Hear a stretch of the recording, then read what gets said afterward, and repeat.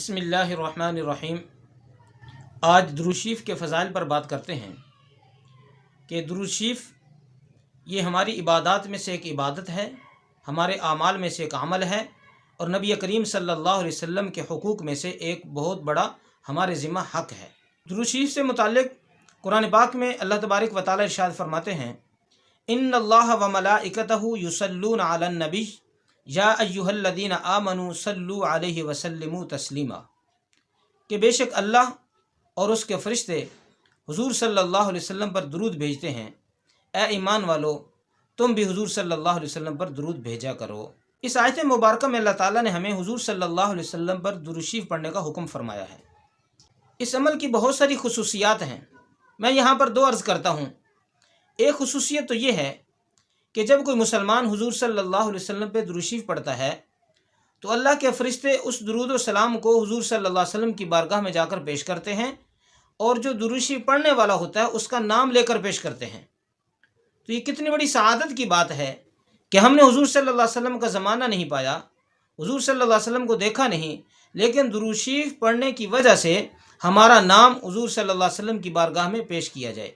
تو یہ ہمارا بہت بڑا اعزاز ہوگا کہ بکثرت ہمارا نام حضور صلی اللہ علیہ وسلم کے سامنے لیا جائے۔ دوسری خصوصیت اس عمل کی یہ ہے کہ باقی اعمال اور باقی عبادات کے قبول ہونے میں شک کیا جا سکتا ہے کہ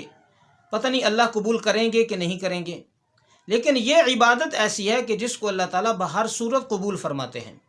جب بھی کوئی مسلمان حضور صلی اللہ علیہ وسلم پہ درود شریف پڑھتا ہے تو وہ حضور صلی اللہ علیہ وسلم کی بارگاہ میں پیش کیا جاتا ہے، اور اللہ تعالیٰ اس پر وہ اجر اور ثواب عطا فرماتے ہیں۔ اس کے بہت سارے فضائل بیان کیے گئے ہیں۔ حضور صلی اللہ علیہ وسلم نے ارشاد فرمایا، من صلی علیہ واحدۃ صلی اللہ علیہ عشرہ، جو شخص مجھ پر ایک مرتبہ درود بھیجے گا اللہ تعالیٰ اس پر 10 مرتبہ رحمت بھیجیں گے۔ مشکات شریف میں ایک حدیث ہے جس میں آپ صلی اللہ علیہ وسلم نے 3 باتیں ارشاد فرمائی۔ پہلی بات ارشاد فرمائی کہ اپنے گھروں کو قبرستان نہ بناؤ، جس کا مطلب یہ کہ اپنے گھروں میں عبادت کرتے رہا کرو، قرآن کی تلاوت کرتے رہا کرو، نمازیں پڑھتے رہا کرو۔ دوسری بات یہ ارشاد فرمائی کہ میری قبر کو جشن کا ذریعہ نہ بنا لینا۔ اور تیسری بات ارشاد فرمائی کہ مجھ پر درود شریف پڑھتے رہا کرو، اس لیے کہ تمہارا درود شریف مجھ پر پیش کیا جائے گا۔ ایک حدیث میں حضور صلی اللہ علیہ وسلم نے ارشاد فرمایا کہ تم جمعہ کے دن مجھ پر کثرت سے درود شریف پڑھا کرو،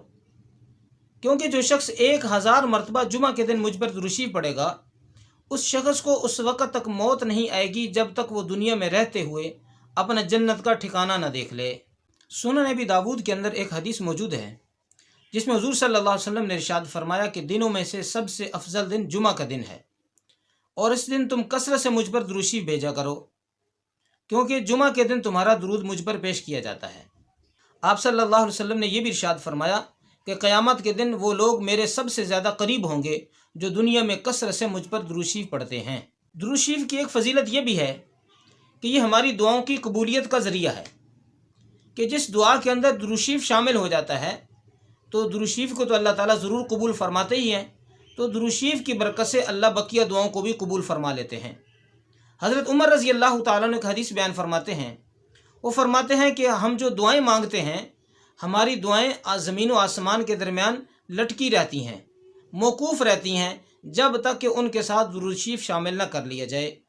لہٰذا ہمیں اپنی ہر دعا کے شروع میں اور ہر دعا کے آخر میں درود شریف ضرور پڑھ لینا چاہیے، تاکہ درود شریف کی برکت سے ہماری درمیان والی جو دعا ہے اللہ اس کو بھی قبول فرما لے۔ جمعہ کے دن درود شریف کی ایک فضیلت یہ ہے